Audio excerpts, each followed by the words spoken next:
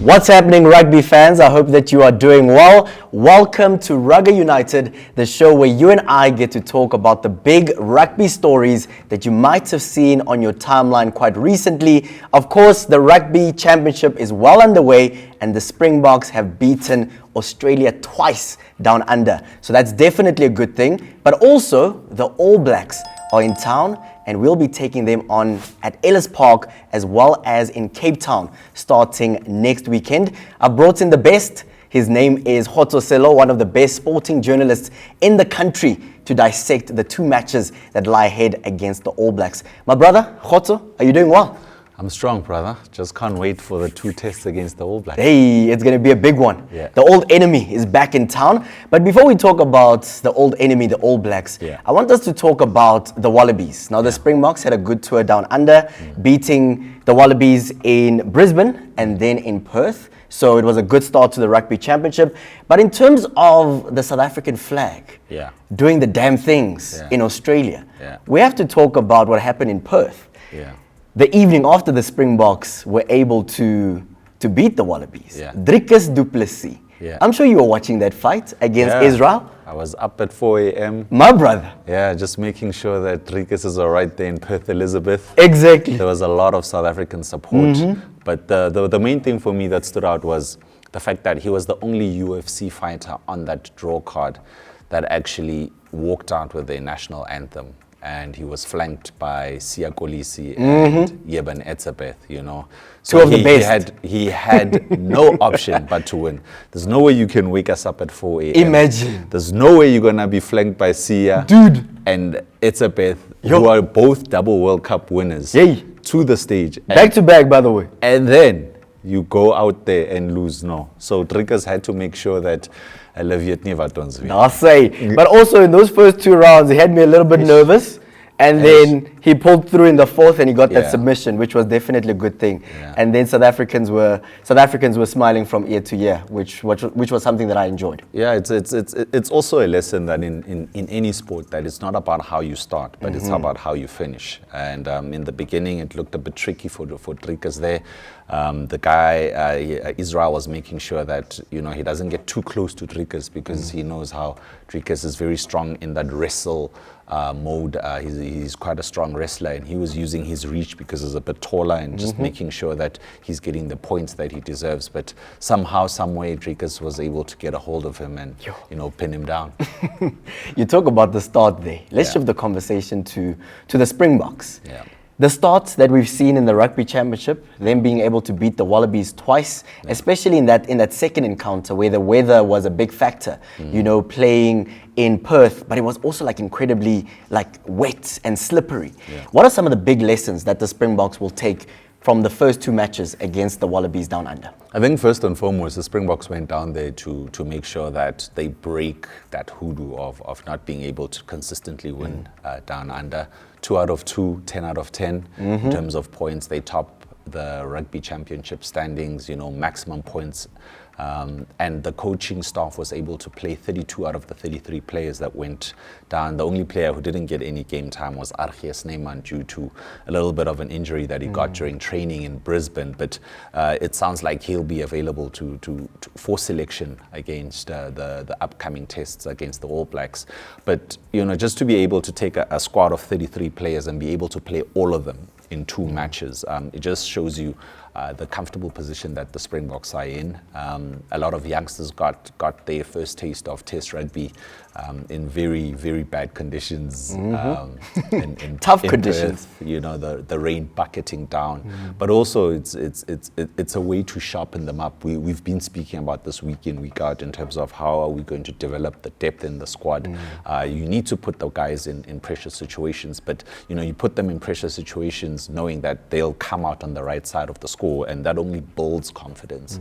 And I think going forward, some of the lessons learned there by some of the players who are getting their first taste of international rugby are huge. I mean, guys like Ruan Norkia from the Bulls, the co-captain at the Bulls, he started there, looked like a natural.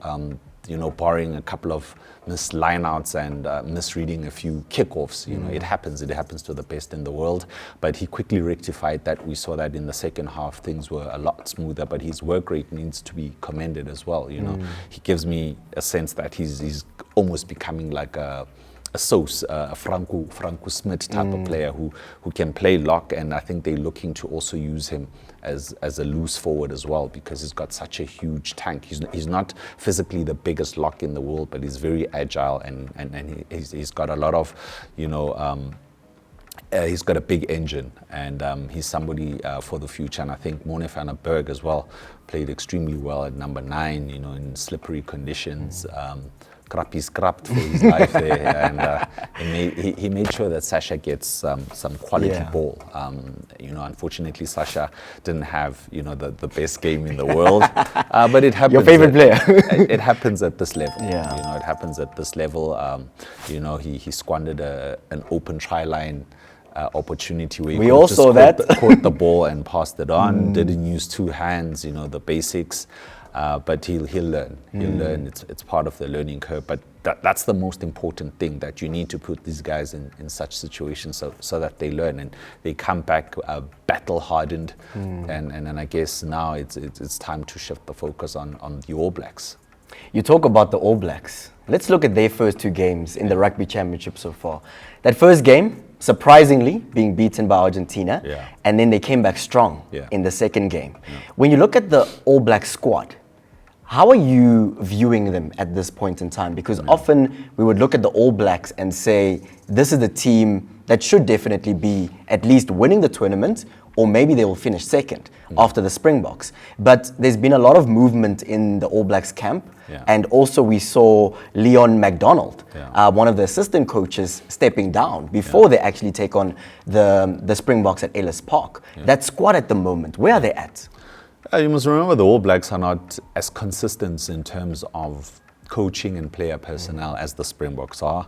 The Springboks are able to call on, the bulk of the spine of the team that's won them 2 World Cups in a row. Rassie Erasmus, as much as some of his coaching staff has left, he's still a consistent figure in that coaching setup. So more or less the Springboks, the disruptions that are having is just, the old guard having to make way for the new guard that's coming in, that whole transition, which is a whole new topic on its own, because we're going to need to talk about how is that going to pan out? How are the players? We've always heard the players talk about how Rassie's been such a great coach, honest coach, and all sorts of things. But now we need to start having these conversations, because some of these players are going to start being benched.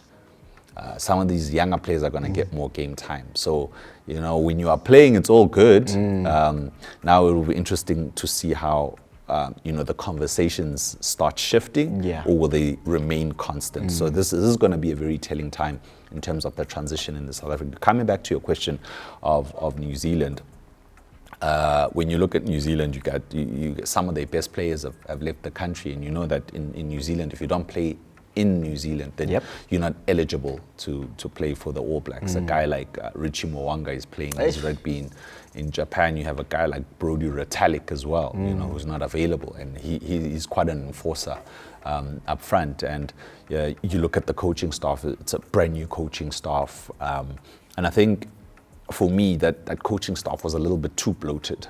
And I mean this in the utmost respect. And it almost feels like every coach from every franchise was given a representation in the backroom staff, and when things they wanted a member there, they want in a the member, boardroom. And the problem becomes that, when the wheels start falling off, then there's too many voices, too many chefs spoil the broth. Too many opinions. Yeah, and I think, unfortunately, for the All Blacks, Leon MacDonald, the former All Black himself, we all remember him, a utility back in his playing days, lethal runner.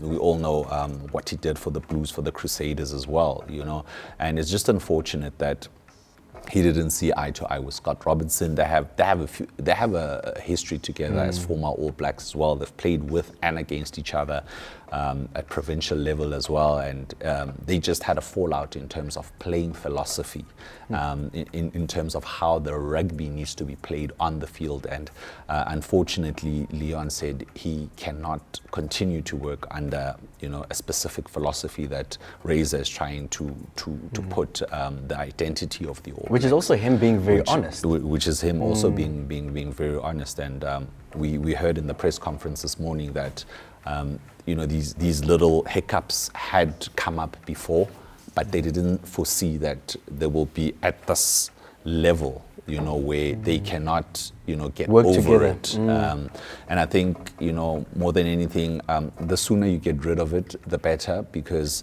you avoid these things of players having cliques with certain coaches, and it disrupts the entire synergy of the team. And I think we might see a few more other, coaches being cut or the tree being pruned, and just making sure that Razor has the authority. When you look at the Springbok coaching setup, everybody knows that Rassi's in charge. As much as there's Tony Brown, a Flannery, and there's no debate. There's no debate.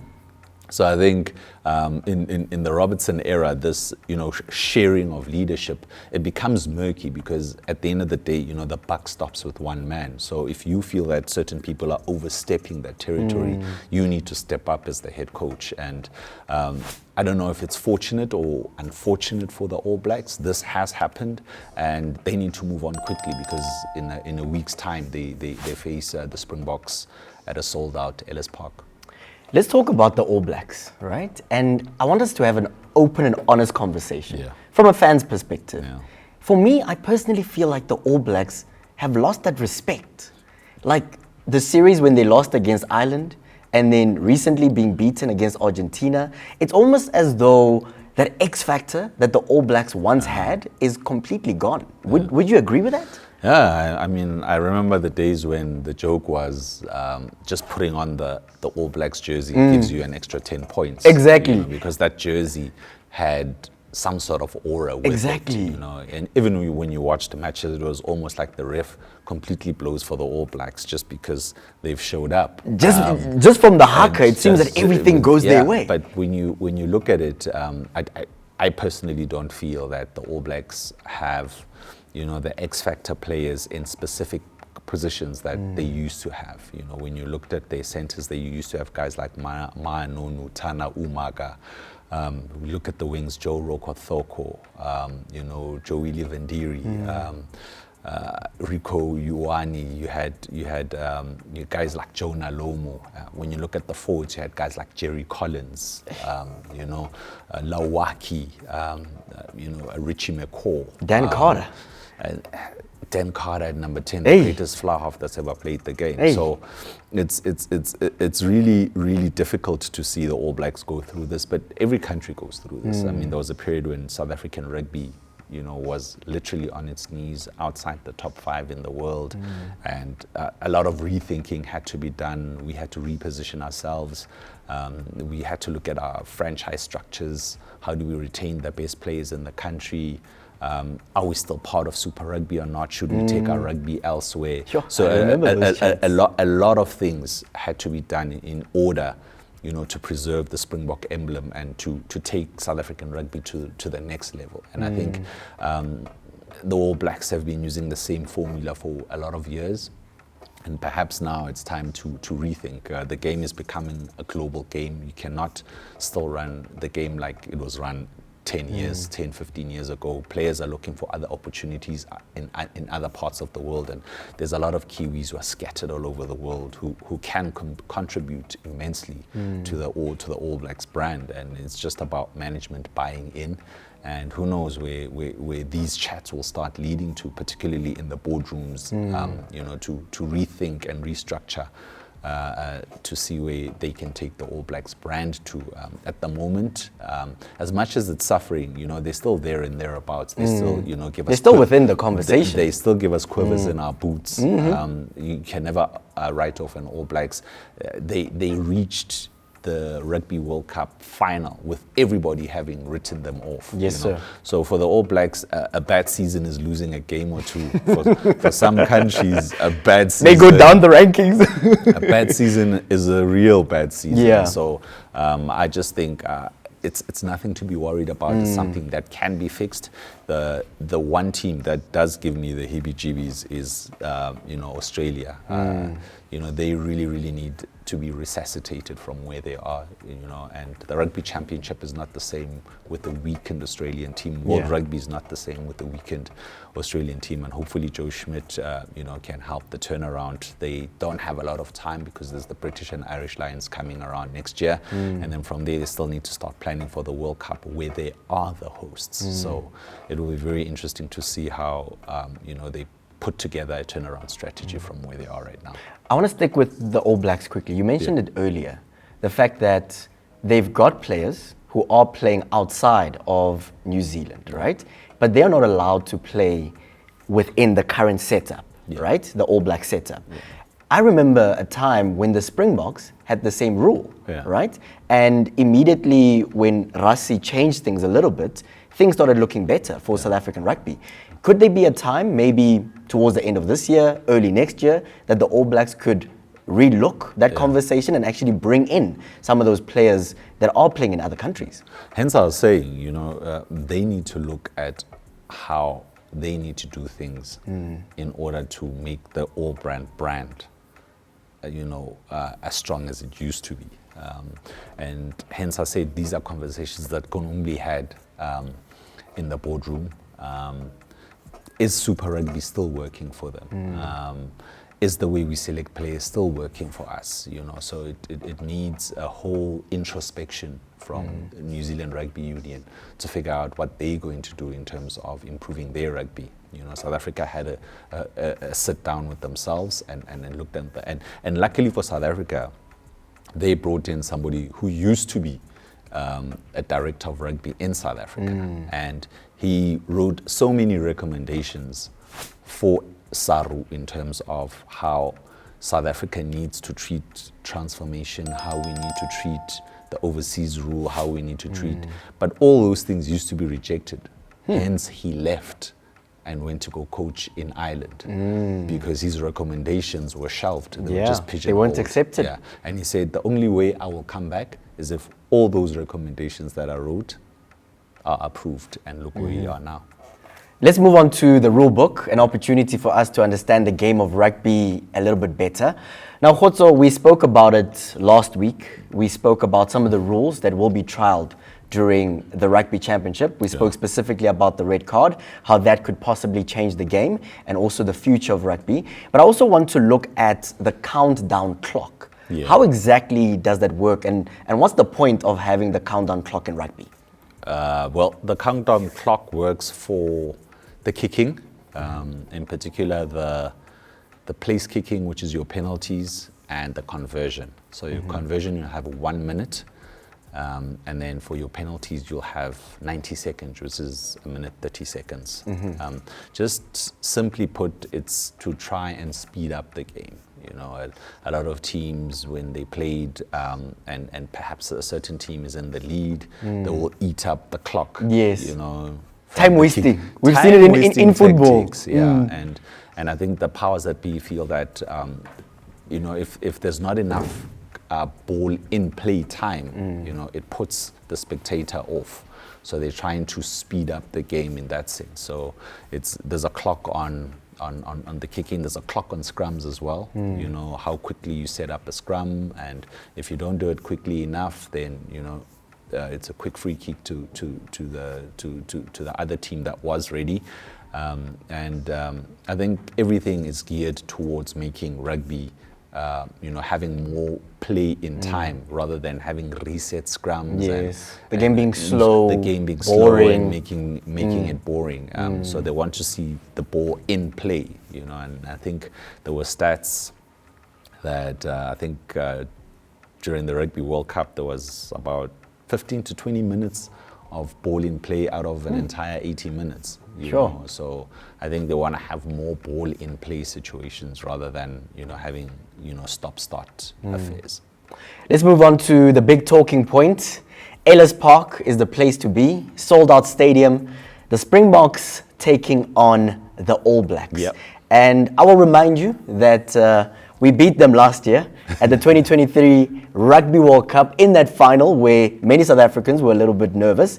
What are you expecting in this particular encounter in Johannesburg? I think the Springboks right now are in a different dimension in terms of how they are approaching games.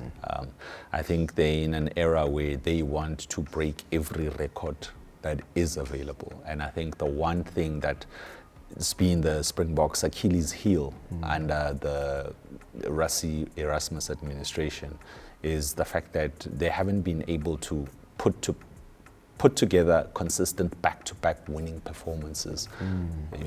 So their first tick of the box was back-to-back wins against Australia. Yes, sir. Now that's done. Tick. So now the next assignment is to be able to do that against the All Blacks. I remember in last season, was it a couple of years ago when we beat the 2020. When we beat the All Blacks at 2022. Oh yes, 2022, yeah. When we beat them in Bombela convincingly, and it was set up for us to steamroll them at Ellis Park, and we butchered it. Even though we had 2 tries disallowed, we should have won that match. And it's that whole thing that the South Africans just are not able to switch on and consistently perform at that high performance. And I think it's a part of Rassie Erasmus's mandate now that in between the Rugby World Cups and moving into the next Rugby World Cup, we should be the greatest side that ever lived. Khotso, give me a scoreline for that game. You spoke about breaking records. Yeah. What's the scoreline at Ellis Park? Ellis Park is a dry surface, fast, at altitude, a high-scoring game. I will say 42-28. 42-28. To the Springboks. Sure. Khotso, my brother, thank you so much yet again for joining us on Rugby United. Thank you so much for having me. As you heard it from Khotso, he's saying that Ellis Park is going to continue the winning momentum for the Springboks. They will definitely beat the All Blacks. I'd love to hear from you. What is your score prediction? But also, I want you to answer the question, have the All Blacks lost that X factor when it comes to the rest of world rugby, fearing them as being this team that we struggle to beat? The Springboks did it at the Rugby World Cup, and I'm sure we'll do it again at Ellis Park. I'd love for you to join the conversation in the comment section, and as always, we'll see you next week, and this is Rugby United. I saw a cherry